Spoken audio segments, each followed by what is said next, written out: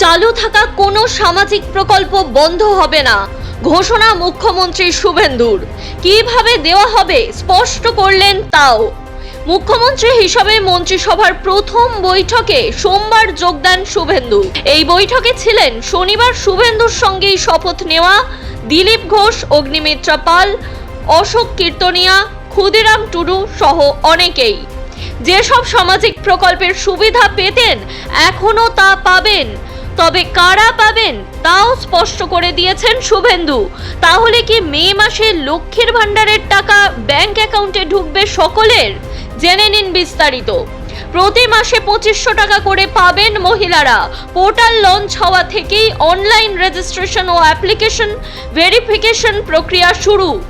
লক্ষ্মীর ভান্ডার ও অন্যান্য প্রকল্প সম্পর্কে A to Z বিস্তারিত আপডেট জানতে অবশ্যই শেষ পর্যন্ত দেখুন আজকের ভিডিওটি।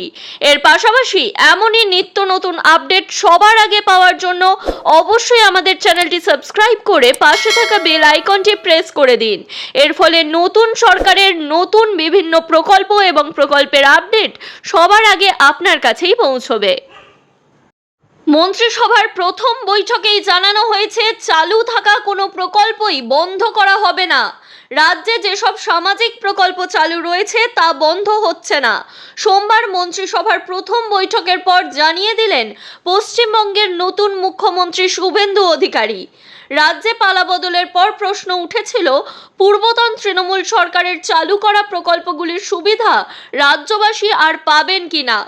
সেই সংশয় নিরসন করে শুভেন্দু জানিয়ে দিলেন রাজ্যবাসী আগে যেসব সামাজিক প্রকল্পের সুবিধা পেতেন এখনো তা পাবেন, তবে কারা পাবেন তাও স্পষ্ট করে জানিয়ে দিয়েছেন শুভেন্দু। তিনি জানান মৃত বা ভারতীয় নন এমন কেউ এই প্রকল্পের সুবিধা একেবারেই পাবেন না। সোমবার শুভেন্দু বলেন চালু থাকা যে কোনো সামাজিক প্রকল্প বন্ধ হচ্ছে না। তারপরেই তিনি বলেন আগে চালু থাকা সমস্ত প্রকল্পই জারি থাকবে। প্রচারের সময়ও আমরা সেটা বলেছি, সেটা 30 বছর আগের হতে পারে বা 10 বছর আগের। কোনো সামাজিক প্রকল্পই বন্ধ হবে না রাজ্যের বিজেপি আমলে। এরপরেই তিনি জানান পোর্টালগুলি আপডেট করা হবে। মোদী সরকারের চালু করা ডিরেক্ট বেনিফিট ট্রান্সফারের মাধ্যমে সুবিধা পাবেন সকলেই। তার কথায় সবটাই স্বচ্ছতার সঙ্গে হবে। অভারতীয় বা মৃত কেউ এই সমস্ত প্রকল্পের সুবিধা আর পাবেন না। বিধানসভা ভোটের আগে প্রচার পর্বে তৃণমূল বারবার দাবি করেছে বিজেপি ক্ষমতায় এলে লক্ষ্মীর ভান্ডার, যুবসাথীর মতো প্রকল্পগুলি বন্ধ করে দেওয়া হবে। বিজেপি যদিও প্রচার পর্বেই জানিয়ে দিয়েছিল সেরকম একেবারেই হবে না। কেন্দ্রীয় স্বরাষ্ট্রমন্ত্রী অমিত শাহ সেই নিয়ে সংকল্পপত্র প্রকাশ করে প্রতিশ্রুতিও দিয়েছিলেন। মহিলাদের আর্থিক স্বাধীনতা নিশ্চিত করতে প্রতি মাসের 1 থেকে 5 তারিখের মধ্যে তাদের অ্যাকাউন্টে অন্নপূর্ণা ভান্ডারের 3000 টাকা দেওয়া হবে বলেও জানানো হয়েছিল। সেই সঙ্গে আর্থিকভাবে পিছিয়ে থাকা পরিবারের মহিলাদের জন্য অন্তঃসত্ত্বা থাকাকালীন 21,000 টাকা আর্থিক সহায়তা ও 6টি পুষ্টি সরঞ্জাম দেওয়া হবে। অবিবাহিত ছাত্রীদের স্নাতক স্তরে ভর্তির আগে এককালীন 50,000 টাকা কন্যাশ্রীর পাল্টা হিসেবে দেওয়া হবে।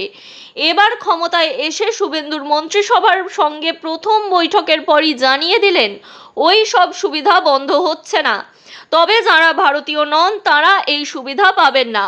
মনে করা হচ্ছে তিনি অনুপ্রবেশকারীদের দিকেই ইঙ্গিত করেছেন এবার। সেই সঙ্গে শুভেন্দু জানান প্রধানমন্ত্রী জন আরোগ্য যোজনা, প্রধানমন্ত্রী কৃষক বীমা যোজনা, PM শ্রী বিশ্বকর্মা, বেটি বাঁচাও বেটি পড়াও, উজ্জ্বলা যোজনা সহ একাধিক কেন্দ্রীয় প্রকল্পে রাজ্যকে সক্রিয়ভাবে যুক্ত করার প্রক্রিয়া শুরু হয়েছে। জেলা শাসকদের দ্রুত সমস্ত আবেদন কেন্দ্রীয় মন্ত্রকে পাঠানোর নির্দেশ দেওয়া হয়েছে। মুখ্যমন্ত্রী হিসাবে মন্ত্রিসভার প্রথম বৈঠকে সোমবার যোগ দেন শুভেন্দু। এই বৈঠকে ছিলেন শনিবার শুভেন্দুর সঙ্গেই মন্ত্রী হিসেবে শপথ নেওয়া দিলীপ ঘোষ, অগ্নিমিত্রা পাল, অশোক কীর্তনিয়া, ক্ষুদিরাম টুডু এবং নিশীথ প্রামাণিক। তাদের দফতর অবশ্য এখনো বন্টন করা হয়নি। ছিলেন বেশ কয়েকটি দফতরের সচিব এবং আধিকারিকরাও। সরকারি সূত্রেই খবর, প্রতিশ্রুতি দেওয়া হয়েছিল ক্ষমতায় আসলে মহিলাদের মাসে 2500 টাকা করে আর্থিক ভাতা দেওয়া হবে। 1 বছর পার হয়ে গেলেও সেই প্রতিশ্রুতি পূরণ করা হচ্ছিল না। এই নিয়ে বিজেপির সরকারকে সমালোচনার মুখেও পড়তে হয়েছে বারবার। অবশেষে দিল্লির সরকার চালু করতে চলেছে মুখ্যমন্ত্রী মহিলা সমৃদ্ধি যোজনার পোর্টাল। সোমবারই দিল্লিতে উদ্বোধন করা হয়েছে মুখ্যমন্ত্রী মহিলা সমৃদ্ধি যোজনা। এই প্রকল্পে মাসে মাসে 2500 টাকা করে আর্থিক ভাতা দেওয়া হবে। আগামী 1 জুন থেকেই প্রকল্প শুরু হতে পারে বলে খবর। 2025 সালে দিল্লিতে বিধানসভা নির্বাচনের সময় বিজেপির অন্যতম প্রতিশ্রুতি ছিল এই আর্থিক প্রকল্প। উদ্বোধনের আগেই হলো নাম বদল। পশ্চিমবঙ্গের লক্ষ্মীর ভাণ্ডার প্রকল্পের অনুরূপে এই প্রকল্পকে দিল্লিতে ভোট প্রচারের সময় ঘোষণা করা হয়। অন্যদিকে সরকারি সূত্রে খবর, এই প্রকল্পের নাম বদল হতে পারে। প্রাথমিকভাবে মুখ্যমন্ত্রী মহিলা সম্মান যোজনার নাম ঠিক করা হলেও পোর্টাল লঞ্চের আগে তার নাম বদল করে দিল্লি লক্ষ্মী যোজনা রাখা হতে পারে, যা পশ্চিমবঙ্গের লক্ষ্মীর ভাণ্ডার প্রকল্পের অনুরূপ নামকরণ করা হতে পারে। পোর্টাল উদ্বোধন হলে তারপর থেকেই অনলাইন রেজিস্ট্রেশন ও অ্যাপ্লিকেশন ভেরিফিকেশন প্রক্রিয়া শুরু করা হবে। সবার আগে জেনে নেওয়া যাক, দিল্লিতে কারা মাসে এই 2500 টাকা পাবেন। এই অনুরূপেই পশ্চিমবঙ্গে অন্নপূর্ণা ভাণ্ডার প্রকল্প চালু হতে পারে। সেই কারণে আপনারা জেনে নিন এই প্রকল্পের উপভোক্তা কারা হতে পারেন।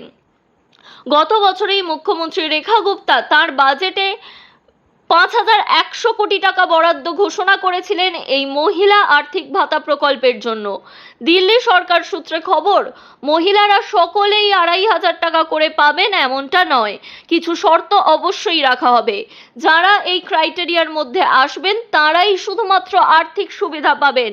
তাহলে কোন কোন শর্ত থাকবে সেটা জেনে নেওয়া যাক।